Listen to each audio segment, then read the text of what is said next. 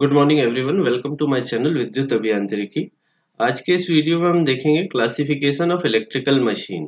तो electrical machine जो होती है उसको हम ब्रॉडली कैसे क्लासिफाई करते हैं। ठीक है। तो फर्स्ट जो होता है क्लासिफिकेशन, उसका सब सेक्शन होता है स्टैटिक एंड डायनामिक।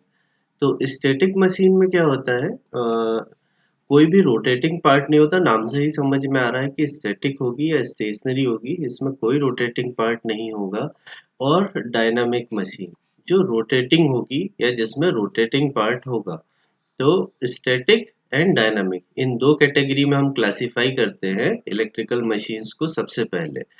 फिर स्टैटिक में हमें मालूम है, स्टैटिक में क्या आ जाता है, ट्रांसफार्मर आता है। ट्रांसफार्मर क्यों आता है, कई बार यही इंटरव्यू में क्वेश्चन पूछ लिया जाता है कि why transformer is a static device. तो कई बच्चे कंफ्यूज हो जाते हैं। तो ट्रांसफार्मर स्टैटिक डिवाइस इसीलिए है, डेफिनेशन में भी हम ऐसे ही बोलते हैं कि transformer is a static device which transform electrical energy from one circuit to another. तो क्या होता है, ट्रांसफार्मर में कोई भी रोटेटिंग पार्ट नहीं होता, इसीलिए हम इसे स्टैटिक मशीन की कैटेगरी में करते हैं। ठीक है। अब आते हैं डायनामिक या रोटेटिंग इलेक्ट्रिकल मशीन के कौन कौन सी होती है। तो ये इलेक्ट्रोमैकेनिकल एनर्जी कन्वर्जन में आता है डायनामिक या rotating machines, electromechanical energy conversion. और स्टैटिक यहाँ एनर्जी कन्वर्ट तो हो रही है पर इलेक्ट्रिकल फॉर्म में ही हो रही है ना।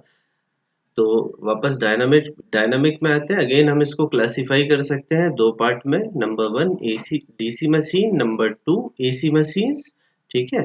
अब डीसी मशीन मशीन हमको मालूम है कि डीसी मोटर या जनरेटर होते हैं, मतलब कोई भी मशीन इलेक्ट्रोमैकेनिकल एनर्जी कन्वर्जन में जो यूज होंगी वो मोटर हो सकती है या जनरेटर हो सकती है। तो इसी प्लेलिस्ट में हमने मोटर और जनरेटर डीसी मशीन के दोनों फंक्शन देख चुके हैं ऑलरेडी। ठीक है। अब आते हैं एसी मशीन पे। तो एसी मशीन में आपका पहला पार्ट हो जाता है सिंक्रोनस मशीन और दूसरा पार्ट हो जाता है असिंक्रोनस या इंडक्शन मशीन। तो ये जो डायनामिक रोटेटिंग मशीन है या स्टैटिक रोटेटिंग मशीन है, इस वाली प्लेलिस्ट में हम इन सब का वर्किंग प्रिंसिपल एटसेट्रा पढ़ेंगे और लाइव डेमोस्ट्रेशन से उसको कंपेयर भी करते चलेंगे साथ साथ में, जैसा हमने प्रीवियस वीडियो में मोटर और जनरेटर के केस में किया। कौन सी वाली मशीन के लिए, तो डीसी मशीन के लिए। सिमिलरली हमारे पास डेमोस्ट्रेशन में सिंक्रोनस मशीन भी है और असिंक्रोनस मशीन या इंडक्शन मशीन भी है। तो जब हम इसको लाइव डेमोस्ट्रेशन के साथ पढ़ेंगे तो हमें बेटर क्लियर होंगे कॉन्सेप्ट। और इनको तीनों मशीन को परचेस करने की लिंक मैं जो है वो डिस्क्रिप्शन बॉक्स में डाल दूंगा या कमेंट बॉक्स में डाल दूंगा।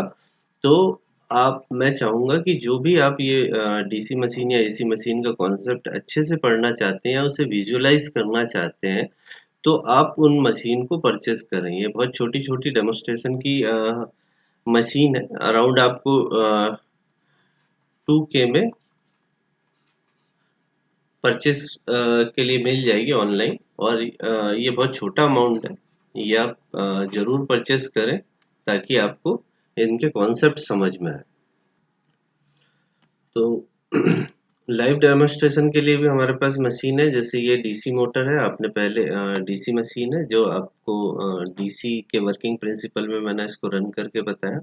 सिमिलरली ये आपका जैसे सिंक्रोनस मशीन है। ठीक है।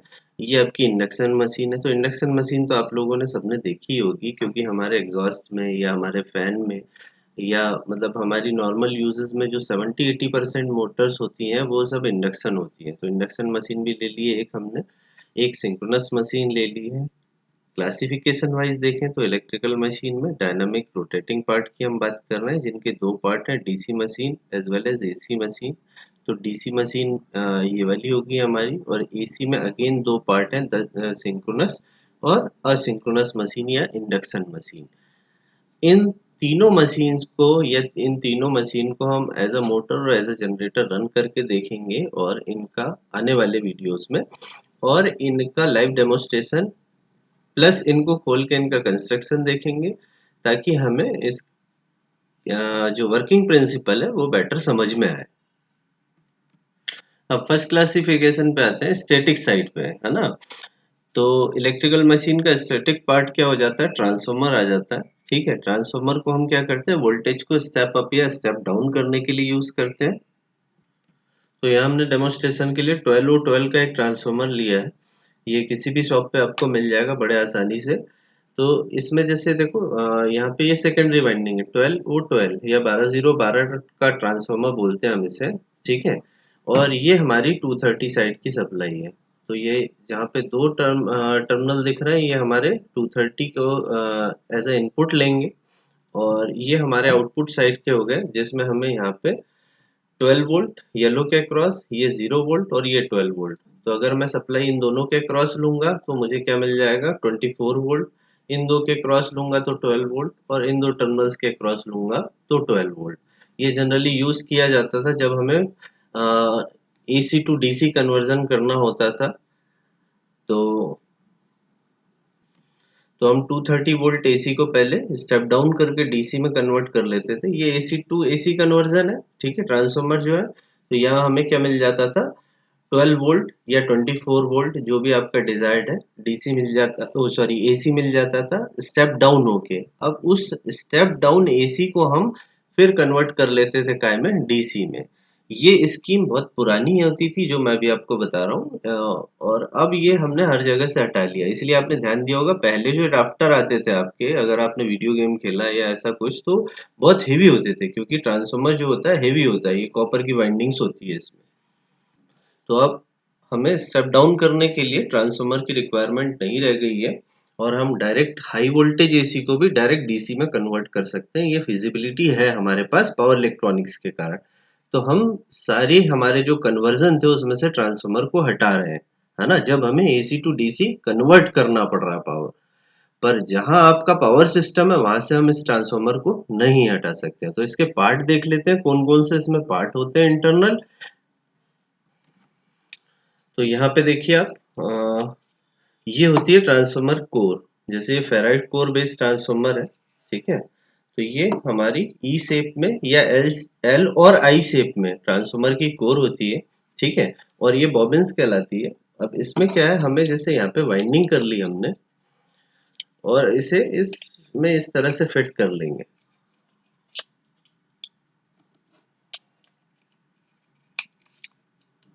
और यहाँ वाइंडिंग कर ली आपने। ठीक है, तो वाइंडिंग के लिए हम क्या, इस तरह का कॉपर केबल लेते हैं या एल्यूमिनियम केबल लेते हैं, और उससे हम इस पे वाइंडिंग करके प्राइमरी टर्मिनल और सेकेंडरी टर्मिनल इन टर्मिनल्स पे निकाल के बाहर इस तरह से निकाल देते हैं। यहाँ से देखो, ये जो है, ये अभी बना हुआ नहीं है ट्रांसफार्मर, इसके पार्ट समझाने के लिए तो ये मैंने इनको अलग अलग कर दिया। ये ई शेप में, मतलब ये हो गई आपकी ट्रांसफार्मर की कोर। यहाँ आपकी वाइंडिंग हो जाएगी, और वाइंडिंग हम डायरेक्ट कोर पे नहीं करते, क्योंकि कोर से आपको इंसुलेट करना पड़ता है। तो वाइंडिंग कहाँ होगी, वाइंडिंग यहाँ होगी। ठीक है, इसमें अब यहाँ पे ये बॉबिन पे वाइंडिंग होगी, और इसमें इस तरह से कोर बाद में फिट हो जाएगी। तो ये जो, एक मिनट, तो यहाँ जो वाइंडिंग है वो बेसिकली कोर पे हो गई, और वो इंसुलेट हो गई किससे, आपके बॉबिन से। ठीक है, तो देखिए डेमोन्स्ट्रेशन के लिए मैंने यहाँ कनेक्शन कर दिए हैं। ये जो इनपुट टर्मिनल थे उस पर 230 वोल्ट सप्लाई दे दिया है, और अब इन आउटपुट टर्मिनल पे मैं वोल्टेज मेजर कर लेता हूँ। तो मैंने नॉब एसी पे सेट किया, एसी वोल्टेज पे, और अब मैं देख रहा हूँ ये 12 मतलब ये 12 है, ये 0 है, तो यहाँ 12 वोल्ट आना चाहिए।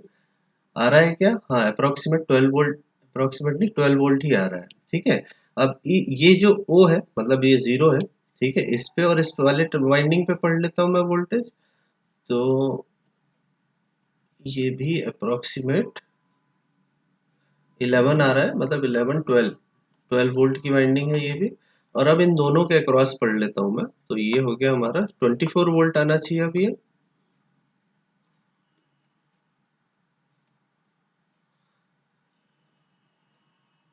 तो ये 27 वोल्ट आ रहा है ना। तो ये हमारा ट्रांसफार्मर हो गया।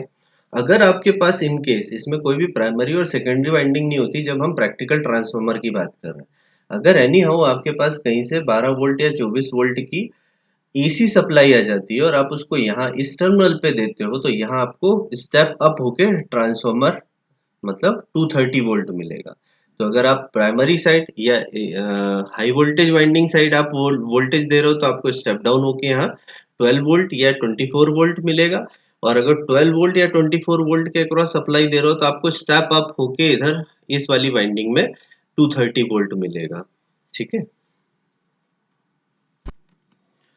हाँ, तो ये बैटरी डाउन है, करंट तो ले रही है मशीन, थोड़ा सा घूमने की कोशिश कर रही पर घूम नहीं पा रही। तो